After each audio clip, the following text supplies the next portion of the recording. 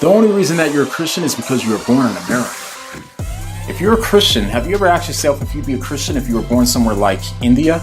And if you're not a Christian, have you ever wondered if the only reason why people accept Christianity is because they were born in America? How should the Christian and the non-Christian think about this? Now, for some Christians, this could be true. This could be one of those stones in this shoe that continue to nag them whenever someone forces them to think about it or someone mentions it to them.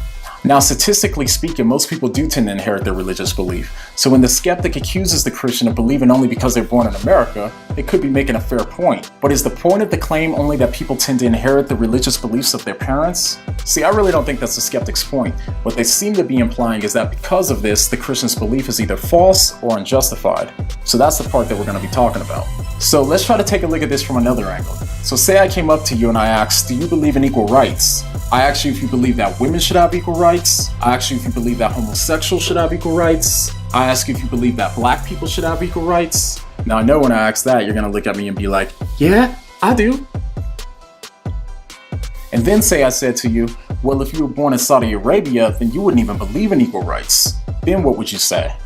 Now, at first you may get caught off guard and you won't know how to respond. Your initial response might be something like, well, it's common sense that all people should have equal rights. But then you realize that it's not common to everybody. So if you can't think of a response, you can start by thinking about all of the reasons why you believe that equality is a virtue as opposed to inequality. But if the only reason that you believe these things is because you were born in America, then you're probably not going to have a good response to the objection. It seems to me that many Christians are in the same boat when people tell them that the only reason that they're a Christian is because they were born in America.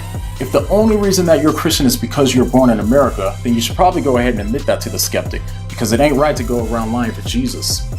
If the Christian has given their beliefs a considerable amount of thought, then they're probably going to have other reasons other than the fact that they were born in America.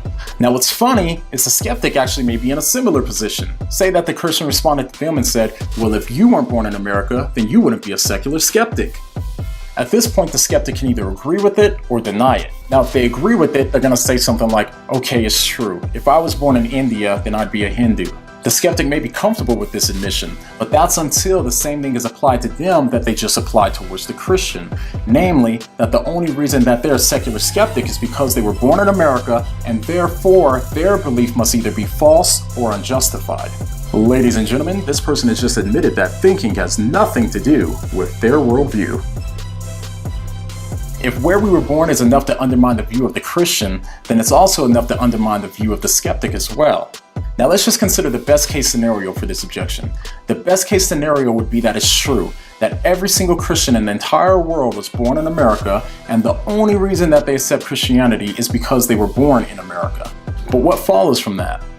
The only thing that follows is that they haven't thought their view out well. But could it be the case that every single Christian only believes because they were born in America and Christianity could still be true? Well, of course it could.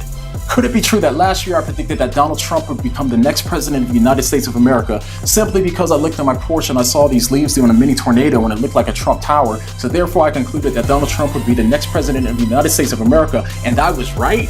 So yeah, even if I did come to believe something because of some wacky reason, it could still be the case that that thing could still be true. So it's the same thing here. The truth is going to be independent of how we came to believe that truth. So the next time that someone says that the only reason you're a Christian is because you were born in America, what are you going to say? What do you mean?